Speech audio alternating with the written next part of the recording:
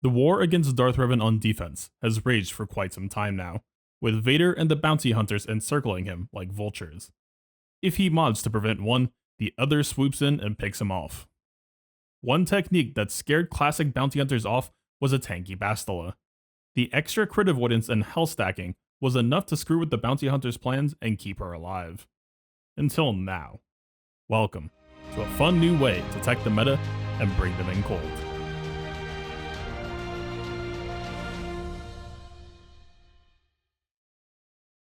Since this counter has been around for a bit, I'm not going to do a full breakdown on how it was normally executed.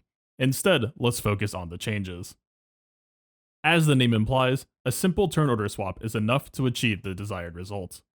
By inserting Boba at the top of the turn order, we effectively give up his first turn and send him to the bottom of the turn order with 0 speed. As we do this, the mass assist rotation with Bossk and Greef 1 speed later brings Boba back up to 45% by the end, effectively creating a slow Boba. The reason we want to do this is because this allows Darth Revan to take his turn. See, we need Jango to finish off Bastila, and Boba can't just dunk on Revan by himself. Instead, by inserting Boba into the end of the turn order and cutting his speed in half, we allow Darth Revan to go, get 5 ferocity and a buff, and set himself up for a massive hit by Boba. Now, you might think 5 ferocity gives Boba an easy kill, but it's not always so simple. When I tested with a Relic 5 Boba, he missed the kill shot almost half the time.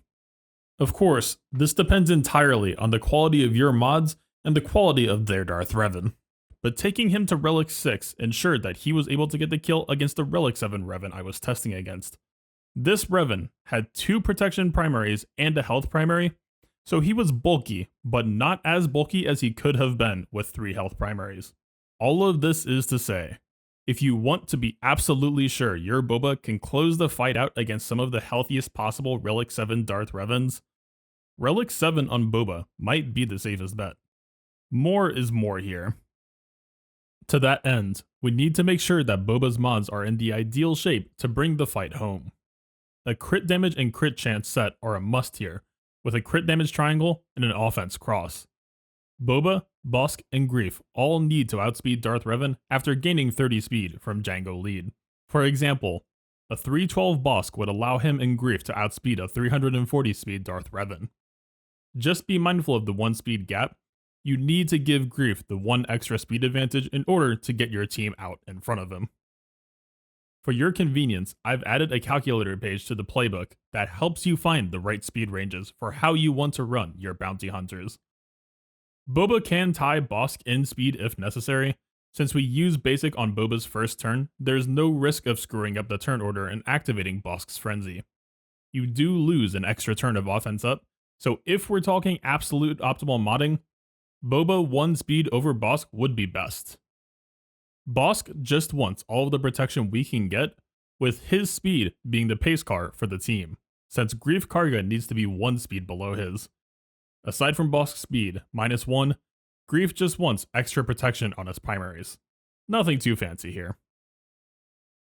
Mando needs to make sure he isn't going before Bossk. This means we need to set him in between 15 and 30% turn meter below Greef's speed, which the calculator will help you with. I tried to get Mando's base crit chance to at least 100 to 110%, but 120 to 135% would be optimal to protect against the most possible team builds. Mando doesn't need anything other than crit chance really, so I've opted to give him extra protection primaries everywhere else to keep him more resilient. His core purpose here is to stay alive and keep critting until he gets the disintegrate. For Jango, any extra crit chance beyond 100% that he can get is welcome here. Crit damage and crit chance sets with a crit damage triangle and good offense will get you the kill on Bastila. If I'm being honest, it feels fairly forgiving on being able to kill her, but still, if we fail to kill her, the counter fails. So bring a good amount of offense and crit chance and finish her off. Now, the rest of the fight is largely the same as the original counter, with the difference being that we take an extra fear that Sith Trooper AoE gets rid of. Because we have Bossk's taunt, you're only taking that fear on Jango and Bossk. Because we're taking down Revan in 1 blow, It also means that he won't equalize with Malik and give him an extra drain. The end result I've found is that the fight plays more cleanly. In the middle of the fight, you're in a scramble where you're trying to fulfill your contract as well as keeping Bosk healthy. With proper modding, this shouldn't be too much of a challenge, and Grief Karga helps by offering a bit of sustain. There's some potential for messiness here, but fortunately, Grief is in stealth at the start of the fight, and everyone else on the team can revive. And those revives refresh once we get our contract, so we have a few safety nets. Each fight plays out differently in this stage, so I can't give you exact instructions on what you need to do here, but there are a few tips to work off of. Avoid hitting Malik if possible. Before your contract, 3 of your units have Taunt Ignore, and after your contract, everyone does. Marauder is the main threat at this point in the fight, so the sooner we can take him down, the better off you'll be. Make sure Grief pops his heal special at every opportunity to keep stabilizing everyone. You'll usually get one off right before the contract pops, and another right after. Sith Trooper AoE causes everyone to counterattack, which gets you a ton of progress.